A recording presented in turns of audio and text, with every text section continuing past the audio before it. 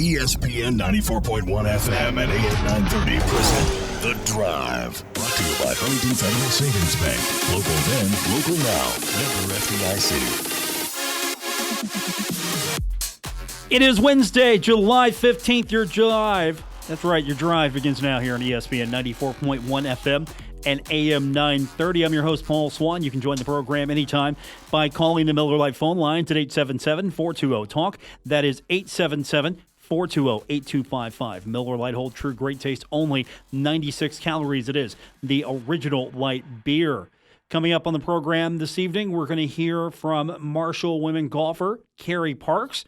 She is fresh off winning the 97th Women's Amateur here in West Virginia. She won that championship yesterday. And joining us later on the program, one of the all-time greats in sports marketing, and sports period, is Jim Host. And that is why we have today on the program.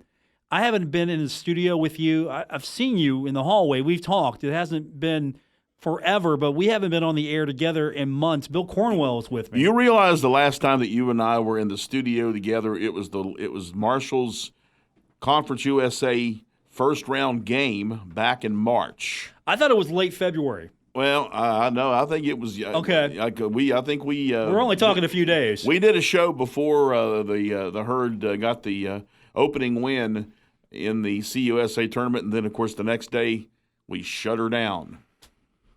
I'm going to tell you this right now. 2020 has been a personal hell for all of us. I'm serious. It's been interesting. Yeah, I mean, it's just been a complete personal hell. I mean, your mileage may vary on the personal hell it's been, but it's been interesting, and it continues to get interesting today. So, first of all, I mean, we're excited. We're going to talk to Jim Host. That's going to be fun, but we've got some serious stuff we got to talk about first. And we get the confirmation today that Marshall quarterback, or now former Marshall quarterback Isaiah Green, has entered the transfer portal. Marshall confirmed that for both of us today, and they're not going to comment any further. And I know there's a lot of rumor and speculation going on social media. I'm not really too keen jumping in on that because I don't have anybody viable that I can back myself up with and say, oh, yeah, this is what I heard, and I'm pretty sure my source.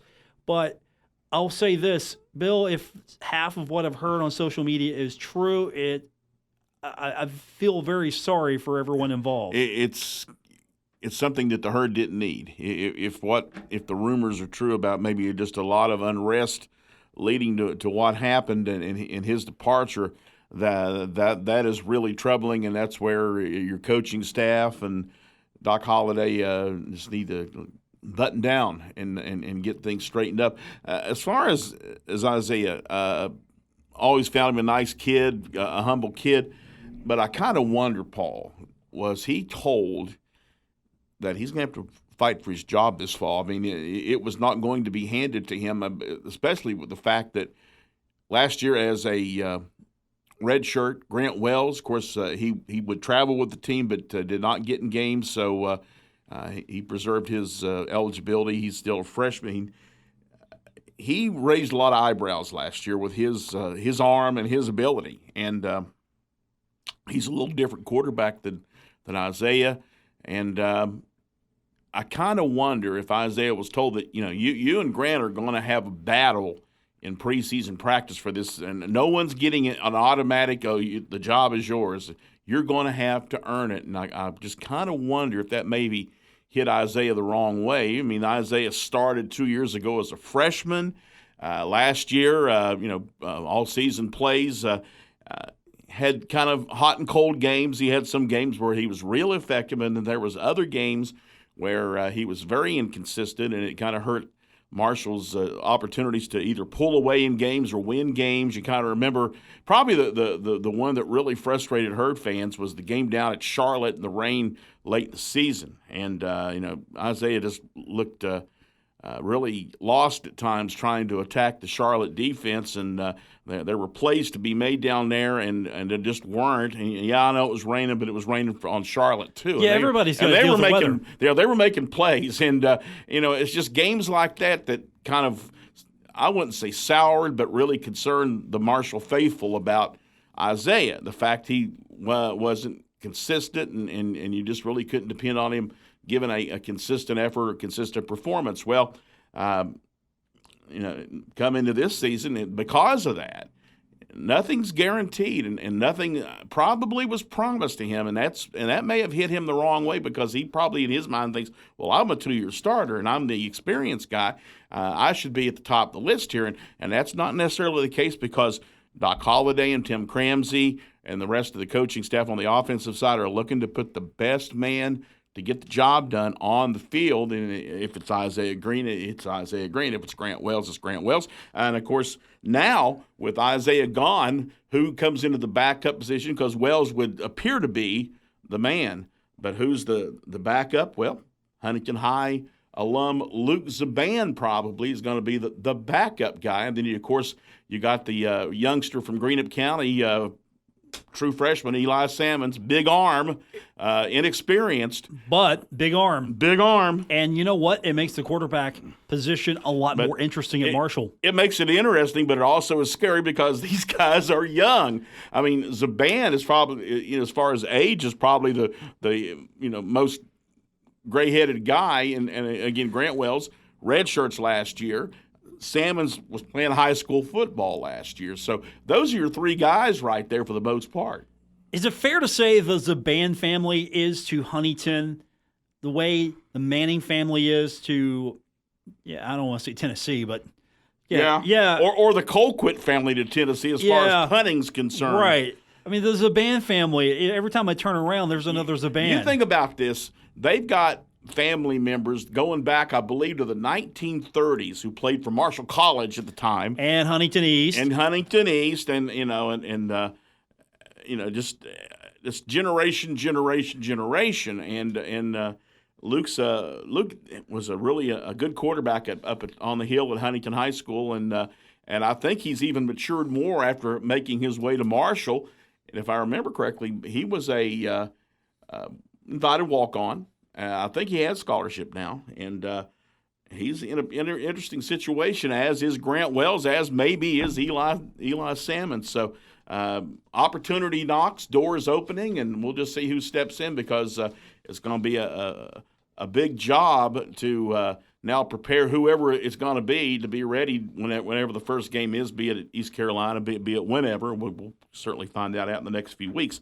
But Isaiah Green, as he moves on, good luck to him. But the guys that are here, the guys that are getting ready for a season, they got to get behind whoever's going to be the guy that pulling the trigger. And we've kind of gone through those guys right now.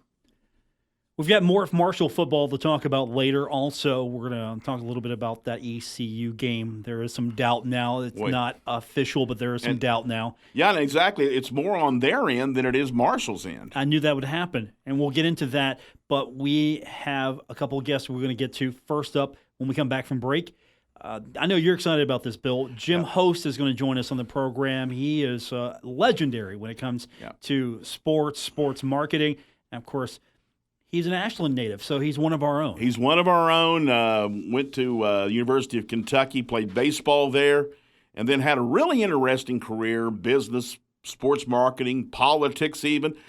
He's even the father of both Rupp Arena and the Yum Center as far as being involved in the management and the development of both those facilities. So you talk about multifaceted guy, and I'm really excited for us to talk to him.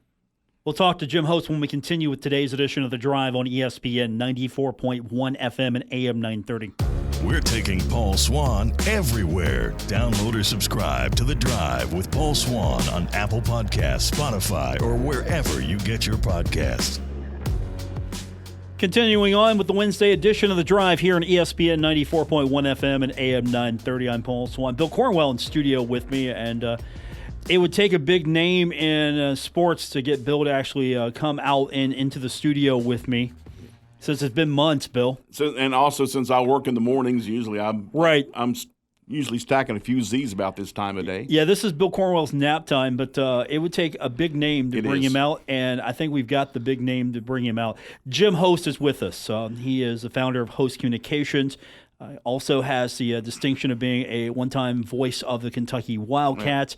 There's so many things we could pile upon him as far as accolades, but let's just talk to Jim. Jim's with us now on the program. Hey, Jim, how are you? Pleasure to be with you, Paul. Thank you, sir. I mean, first of all, to get you to come on the program is really special for me. And the fact that I get Bill to come out from his nap to come on with me, I mean, I'm winning today right now. Jim, I'm really excited about talking to you. I'm a Marshall grad, but a longtime UK fan, and I grew up listening to Kaywood on your broadcast after you got the rights, and and plus we love the fact you're one of our guys. You're an Ashland guy, and I know that folks in Ashland, we've kind of talked about the fact you were going to be on with us today, so I know they're excited to hear from you. Well, it's still my hometown, and I played in the old Huntington Industrial League Inco Park? Inco Park, yes, indeed. In the 50s. And so I played in high school ball at Ashland against Huntington High and Huntington East and Stonewall Jackson and Charleston. And so it's still my home. And I still have a lot of friends there and talk to a lot of those people all the time. So I'm just really happy to be with you. Of course, you were you went to the old Ashland High School, which is now used to be a middle school, and went on to play college baseball at UK, and back in the mid to late 50s, and talk about the road that took you from Ashland to Lexington. Well, I was a decent high school pitcher, and ended up turning down a pro contract for then quite a bit of money because I wanted to be my dad wanted me to be the first person out of my family. My mother comes from a family of 15, and my dad's from a family of 5. I've got 61 first cousins, and I'm the first person on either side of my family ever to go to college and graduate from college, and that was really what drove it. And Perry Lancaster, who was Coach Rupp's assistant and the head baseball coach, saw me pitch against Steve Hamilton, who played in the major leagues. Morehead State guy. And Paintsville in the finals of the Kentucky Semi-Pro tournament, and I beat him 2-1. And Coach Lancaster came up to me afterwards. He said, we've got a pitcher from Lowell Manual, Joe Dawson, who we've just signed. We want you to be the second one to sign as a full scholarship to come to UK because we've never had scholarships in baseball. And I said, well, I've already agreed to go to Eastern. And he said, Turkey Hughes will understand that. And he said, we'll tell him. So that's how I ended up at Kentucky. And I'll tell you, growing up in Ashland and thinking about going to UK was a dream come true.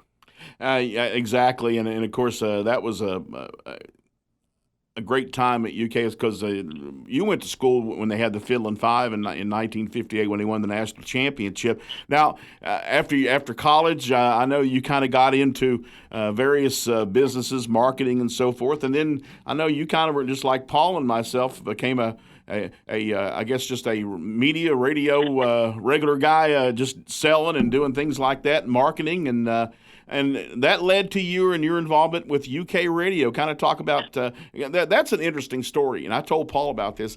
Back in the day, UK had 2 or 3 different. Of course, WHAS did games with Kaywood. Had 5. They had 5. I know WHAS had Kaywood Ledford, of course, and of course Claude Sullivan was on WVLK, the Lexington station. No, he was on WVLK with the Standard Oil Network. Okay. Earl Boardman was on WLAP with the Ashland Oil Network. Yeah. Jack Laurie was on BLG with just a local origination, and then I had the Kentucky Central Network, which was statewide. So there were 5 originations, and there was only one that was the official outlet. So that we would all draw straws against the official outlet, and I ended up drawing a short straw at Georgia Tech one time. And I ended up they gave me a table in the bleachers in the end zone, and it rained like the dickens. And you can imagine me trying to call a football game in the sea of mud. And I did probably one of the greatest fictitious jobs ever done. Sitting in the stands at Grant Field, I guess, right? Exactly. Exactly. Right. Jim, that sounds like high school football on a Friday night still to this day. Yeah. Well, I did a lot of high school football, a lot of high school basketball. When Claude, I was in college and I was doing games at the university radio station, and Claude Sullivan heard me. He was a great mentor to me. Yeah. And he wanted me to fill in for him when he was on the road doing UK games, and this is before I got out of school.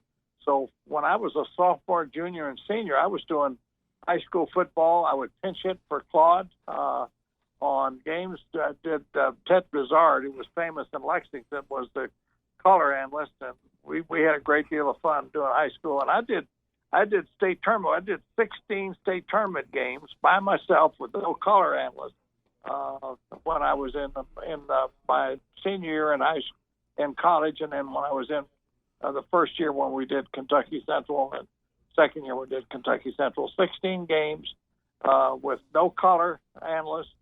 I did my own engineering and so on. So I still get upset whenever I'm going to Boost and all the schools we did when I see this cast of thousands. I know. I used to do the thing by myself. Now, eventually, I guess, did you come to the point and say, there has to be a better way? Did you not go to Harry Lancaster, who was the AD, about the time you got this put together, and that's when we finally got a single outlet or a single network? No, I had left broadcasting because I really saw a future in marketing and so on. So I went to work for P&G. I went to Cincinnati and took a test, and they thought I could sell pretty well. So they sent me to a place Chattanooga, Tennessee, in K soap sales, and I got promoted 2 different times. And I had 24 people under me when I was 25 years old, and the head of sales in this region, and they were getting ready to promote me to Philadelphia, and I just didn't want to do it. And so I came back home and took my real estate and insurance tests. And in the meantime, Bernie Shively and I were always really good friends. He was the director of athletics. His son Doug and I signed pro baseball contracts together. And so I came back, and he said, "Why don't you bid on the radio rights?" And at that point, I wasn't in a position of being able to do it, and so they already had exclusive rights then, and there was a company called G.H. Johnston Agency out of New York that owned the rights for that, plus all the schools in the South. And they put together what they called a Pick-a-Dixie network, and it was owned by the same company that did that it was a Texaco family, and they did the Metropolitan Opera nationwide. So they had the exclusive rights, and Claude went on to do the Cincinnati Reds. So I was pinch hitting for him because I had come back to go to work again in Lexington and real estate business, and then Claude died with throat cancer when he was 42. One of the great tragedies ever, because I think people talk about Kaywood being great. Yeah. Kaywood was an all-time great, but Claude may have been even better. And so he died, and I did the game, was doing the UK game the night he died, 1967. And so that's when I started getting interested in the rights, and then I got involved in the state government. I became the youngest cabinet secretary, got involved with building the horse park and a number of other things, and got beat when I ran for lieutenant governor in 1971, thank God. And then started my company, and the rest is history. Yeah, exactly. And of course, the quality, and of course, the network that you put together was unbelievable. But a lot of people around the country know you because you were the man that got the NCAA tournament on the radio. And talk about how that came about. Well, Kentucky, the first year we had the radio rights in Kentucky was 74-75, and Kentucky was in the final, and it wasn't called the Final Four then. It was called the NCAA Division I Men's Basketball Championship, and we were playing in San Diego, and this is true statement. There was no interest, to speak of, and here we got UCLA, Louisville, Syracuse, and Kentucky playing in the championship round, and Kentucky's playing UCLA on the Monday night championship, and you could shoot a cannon down the street of San Diego and never hit anybody that had any interest in the tournament, and because it wasn't complete. Believe this, it was not a sellout. Can you believe that? It's hard to believe. It is hard to believe, but anyway. I'm down on the floor because and I'm doing UK stuff, and I'm down on the floor talking to Tom Jernstedt and Dave Cable, who were the top two people involved with running the tournament. And I said, "How much is Mutual paying you for the radio rights?" And they said, "Well, you're paying us more for Kentucky than they're paying." I said, "Well, I think you're getting policed, but I don't think all these schools are turning in the right kind of round," because I understood what it was saying. So I said, "I'll give you $30,000 and I'll take over and do the tournament for you, and I'll take over all the people that you have. You won't have the expense for it." And they told me they were getting $21,000. So I said, "I'll give you $30,000." And the next Monday, Walter Byers called me, and he said, "Host, Walter Byers, be in my office tomorrow morning at 9 o'clock." And he hung up.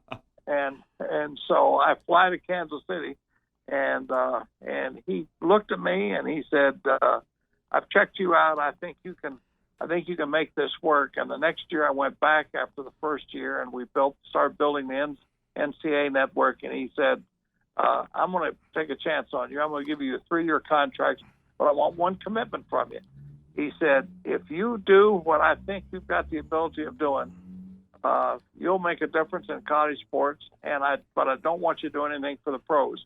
So I never did one thing for any of the pro leagues. Yeah, exactly, and the rest is history. I want to get on to something else. A lot of people don't realize. Now, I know you were involved with the board that put together the Yum Center at U of L and with U of L in downtown Louisville, but a lot of people don't realize that you had a hand in the development of Rupp Arena.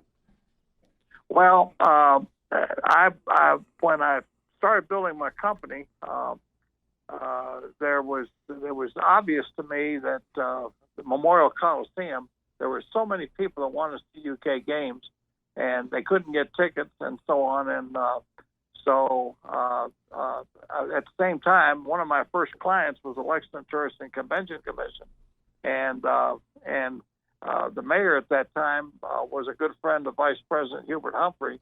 So they got a urban renewal grant to build to get the railroad tracks out of downtown and move them to the outer edge of town, so that Lexington's downtown could economically grow. And part of the deal was that in-kind in-kind urban renewal would mean they got $3.5 million given to them if the city would agree to build an arena at the end of the west end of Vine Street.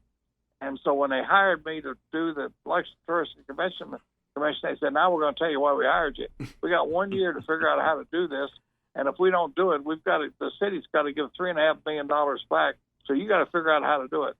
Well, when I had been in state government, the Kentucky Fair Board was under my jurisdiction, and part of what they did is they were able to build the executive end was built close to the fairgrounds, and the ground rent permit was what paid the debt service for Freedom Hall in 1955. So I took the same model and the same tax code, and that's how we built Rupp Arena. Yeah. So and that's a simplified way. It was a lot tougher than that, but that was a simplified way of how it got built. Exactly, and of course, it's still such a great, viable home court for the Cats, although they're improving it again, making a few changes, downsized a little. Before we let you go, just wanted to talk. Your book is out, Changing the Game: My Career in Collegiate Sports Marketing. I've got my copy coming, Jim, and basically, I guess you've kind of covered everything in your career in this book, huh? Well, a lot of people have tried to get me to do a book because of all the different things I've done in my life, and I've been very fortunate. God's been good to me. I'm 82 now, and I love every minute of every day. Married to the greatest woman anybody could be married to, and we have a great time every single day. And I'm just so fortunate to be from Ashland, to be a Kentuckian, to have grown up in this state, and to love it like I do. So if anybody's interested in the book, they can. It's a simple order: JimHostBook.com. JimHostBook.com, and I sign every book that's ordered that way.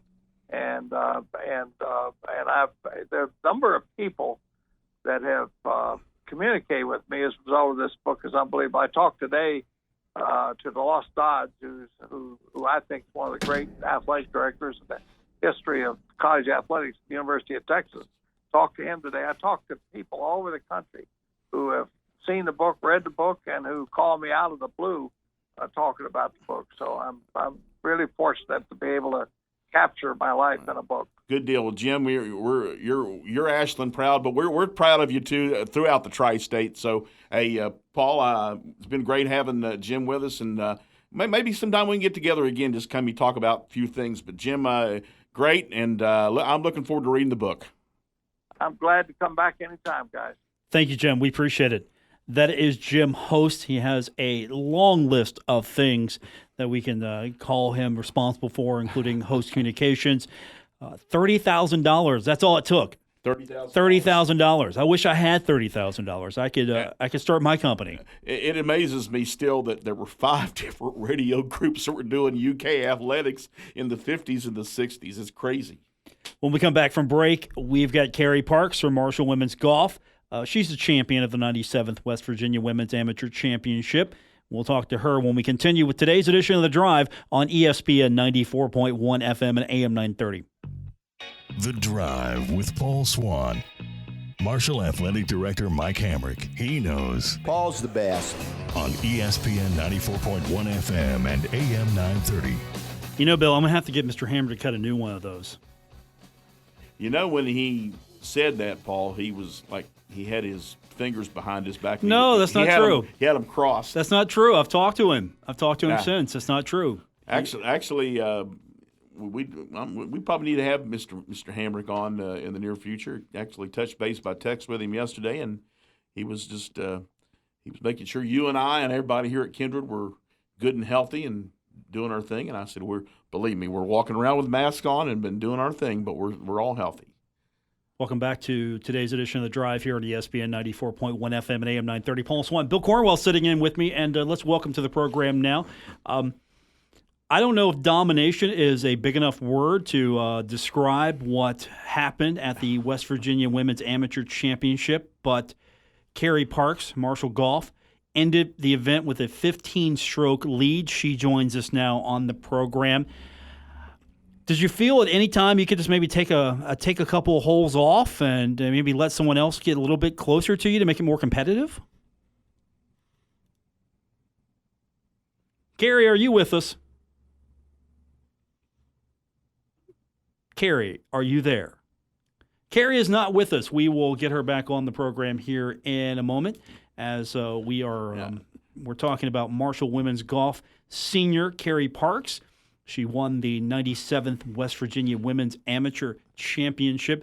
Kerri is with us now on the program. We've got her on, and I don't know if you heard my last question, but did at any point when you realized how far ahead you were, did you decide maybe to either put the foot on the pedal, slow down a little bit, or did you hit the accelerator? I mean, did you want a 16-stroke lead? How bad did you want to dominate this thing?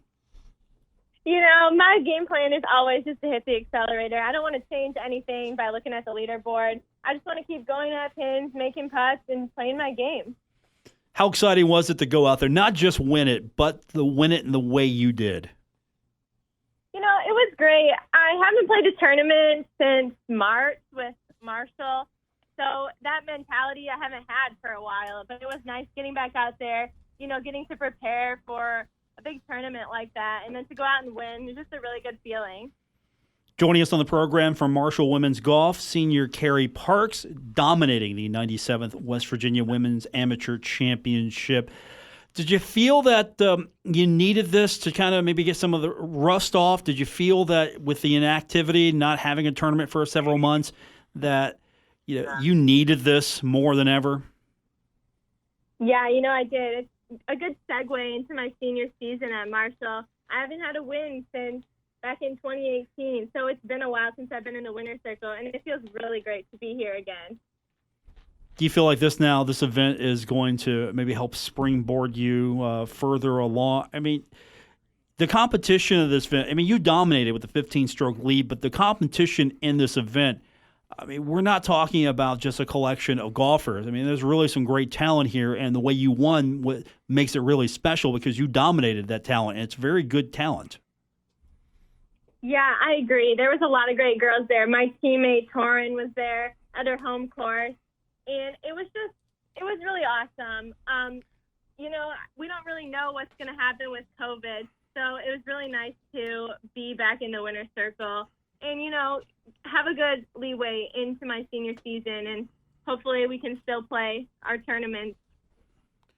Yeah, you talk about the uncertainty, and, I know that different people and different athletes have done things different ways. Obviously, the Marshall football players are doing their conditioning. Golfers, it's a different story. You got to get out there and hit and play rounds. And I mean, what has been your process during this pandemic time? I'm from Michigan, so when I first went home, when classes went to online, it was snowing at home, so I couldn't really get out. But once classes finished, I didn't really have much to do, so I was playing every day, practicing as much as I could. And, I haven't played in a while, like as a tournament. So it's just really great. The West Virginia Golf Association was so awesome to me. And the Kolaski family actually let me stay with them throughout this. So it's been awesome. Joining us on the program, she is the winner of the 97th West Virginia Women's Amateur Championship from Marshall Women's Golf, senior Kerri Parks. And as you mentioned, the Kolaski family, because Torin coming in 5th, it makes you feel real good to know that once you get back as a team that you can look at your teammate and you can see that, okay, you got somebody there you can trust to go to battle with because, again, coming in 5th is pretty good as well in this tournament. Yeah, I mean, Torin played great. I know she wasn't happy with her last round, but, overall, we all just grinded it out there. It was hot out there, and our team is looking good for this coming year. So I'm really hopeful about what we have in store. So how would you evaluate Stormy Randazzo? How would you evaluate her game?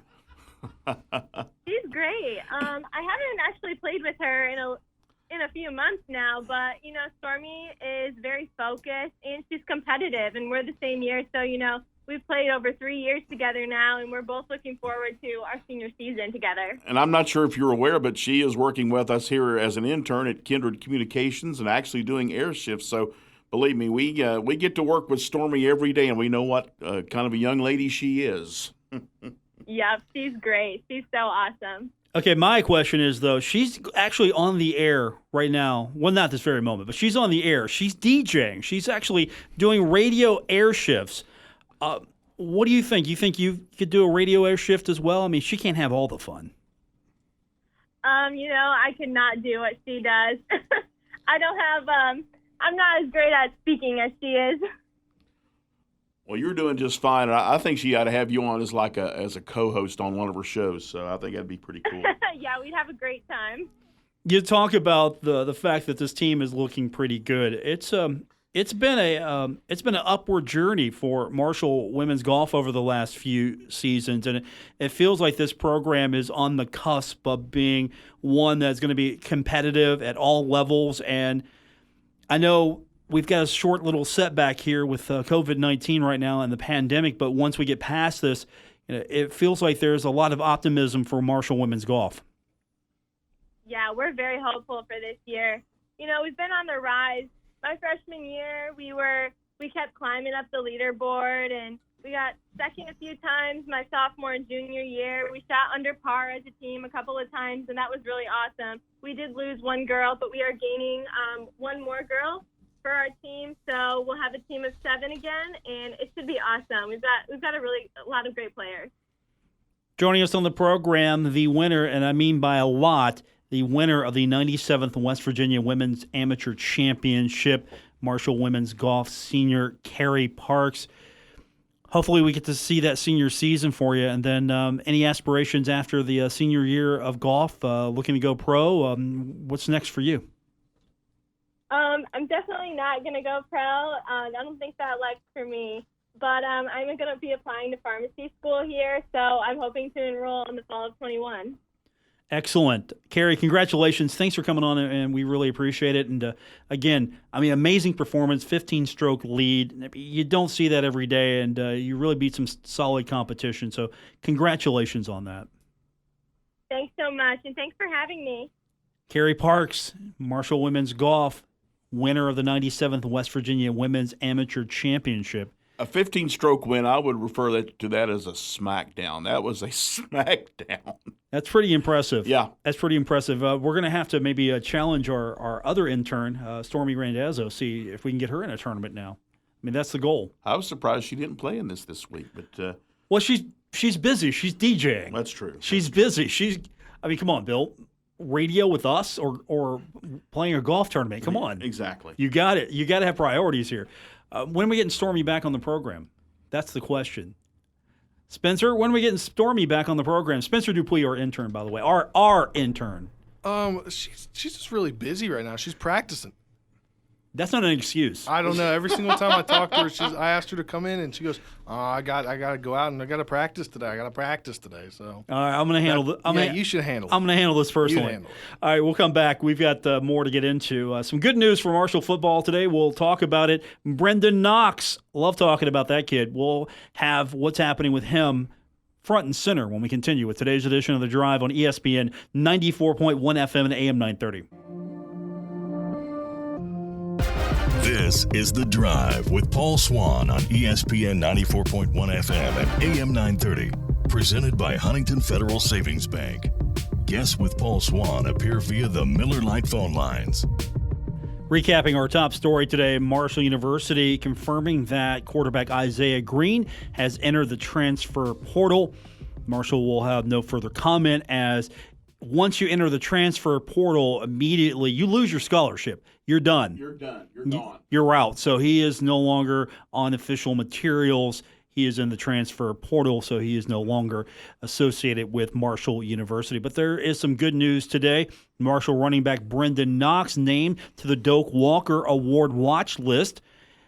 Let's be honest, this guy is racking up awards right and left, and this is another one just to add to his shelf. If he wasn't on this list, Paul, it'd be time to call the FBI and ask what's going on, because, I mean, you talk about the best running backs in college football. There's no way that you cannot include Brendan Knox and what he's done in 2 years. And, you know, more and more I think about it, Paul, and I think I even mentioned it last week when I was subbing for you, and Brendan really reminds me of Devin Johnson, the late Devin Johnson, who we lost way too early. You know, as far as the straight ahead bull-like running style that Brendan has, he gets the same way that Devin Johnson ran, and hopefully Brendan can stay healthy this year, because, to be honest with you, and I've seen this after games, and others have seen this after games, the guy runs so hard and is so physical that his body is just absolutely just used up after games, because that's the way the guy plays. And, you know, it'd be lovely to see him have another big year. Of course, you know, he absolutely tore it up last year with Conference USA honors, had a great end of the year. And one thing about Brendan Knox, we talked about inconsistency, you know, when we were talking about Isaiah Green's situation. You talk about a guy that's consistent, is Brendan Knox. Brendan Knox brings the same effort, and you get the same results pretty much every game. If you're gonna plant your flag on any Marshall football player, it's Brendan Knox. You plant your flag on him and let him go, because he's just an amazing young man to talk to. I mean, he's laser focused, but he's thoughtful when he speaks about what his focus is. And Paul, he is unbelievably, at a young age even, he was one of the leaders last year. You know, you kind of look back to last year's team, who was the guy who was like the main leader? Probably Levi Brown. Oh, Levi Brown. Levi That's Brown. another guy. Exactly. That's another guy. And we're going to miss him this year. But and I saw this when we were down at Tampa at getting ready for the Gasparilla Bowl. You talk about a guy that draws a crowd and guys listen to him when he talks. It's kind of like E.F. Hutton, when Brendan Knox talks, people listen. That was the same way. Because, there was always a group of guys hanging around Brandon. I've had a few elevator rides with the guys, and it's like, he's the leader, and he already is the leader. And it's by action. It's not, hey, it is. It's not, hey, look at me, I'm the leader. No. It's the same way with Levi. It's, when I would go and talk to Levi, take a notepad because school is in session. It's almost the same way with Brendan. Brendan's a little bit more concise, though, yeah. But you know what's going on when you talk to him. Both personable guys. Oh, yeah. And knowledgeable guys, well-spoken, respectful guys. And can you imagine this? He is, and this is right now where he's at. He is through 2 seasons start at Marshall, through sophomore season for Marshall, 3rd best running back behind Chris Parker and Doug Chapman, and qualify that, if you will, because it could be even more amazing for him. Yeah, exactly. Let's remember, he didn't really start playing till midway through the 2018 season. He didn't get on the field till about Game 7, Game 8, and he took off like a rocket after that. Yeah, so if you're saying, hey, here's a guy who, with less touches or less of a resume game-wise, is 3rd where he's at right now position-wise behind Chris Parker and Doug Chapman. If you're talking about running back royalty at Marshall University, it's Chris Parker and Doug Chapman. Marshall Hall of Famers, and guys that, may even be college football Hall of Famers in the near future. In fact, I think Chris Parker's on the ballot this year. Yeah, he was actually, you must have missed it. He was on the show with us a few weeks ago. Right. And the one thing I learned from that talking to him is he's a very humble man, and we need to get his wife on, according to him, because she's got a lot of things going on in her career. He was more interested in promoting her than he was himself. Now that's a good husband right there. So very good husband. Now, I don't know if we're going to get a college football season in. If we do, it might not look the way I have it scheduled right here on my sheet right now, because East Carolina is coming up August 29th, and we get the news today that 27 people involved with East Carolina University athletics tested positive for the coronavirus. So all athletic activities are going to be put on pause. There's no indication on when they're going to press play again on that. But they, as an institution, have conducted 452 COVID-19 tests with student athletes, coaches, and staffs.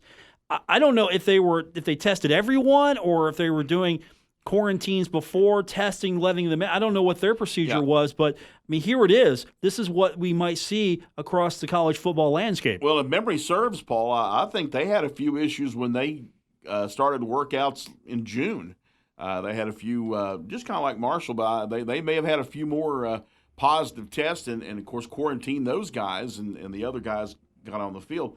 But of course, this is all athletes, and that's a pretty tough number right there at ECU. So basically what they're doing is what Ohio State did last couple of weeks. So they've got workouts going now, but they shut things down. And also what's going on this week with the WVU women's basketball team when they had 6 positive tests up there at WVU last Thursday. And so it's probably best to shut it down, get these folks quarantined, get them well. That's just prudent. Do you think we might see either one, the game totally get canceled, no East Carolina Marshall game, or do you think that there's a push to reschedule this game?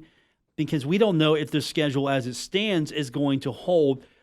If East Carolina's shutting down right now, that might be in jeopardy. We don't know what the ACC is going to do. Yeah. We don't know what the Big 12 is going to do or the SEC. And I don't think we're going to hear from the MAC anytime soon until all the other leagues have spoken. Same thing with Conference USA. Although, and something bad on the MAC front, saw earlier today that they had canceled their virtual media day. They canceled a virtual media day. That's going to do it here. Yeah, that's the big thing. If you're canceling your virtual meetings, media day. Yeah, what's that saying? Well, they might say you don't have much to talk about right now. Well, that's true. Marshall, East Carolina, August 29th. I don't know if we're going to see it.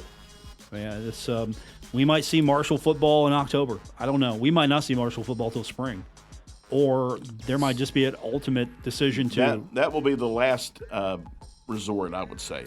Yeah, it's going to be interesting as we go through this. Don't forget, if you missed any part of today's show, including our interview, Bill Cornwell here in the studio doing a fantastic job interviewing one of the all-time legends in sports, Jim Host. For our intern, Spencer Dupuis, for Bill Cornwell, I'm Paul Swann. Don't forget, go to the podcast, listen to all of that. Have a great night, everyone. WRBC Huntington, W227BS Huntington, your flagship home of the Marshall Thundering Herd and The Drive with Paul Swann, ESPN 94.1 FM and AM 930.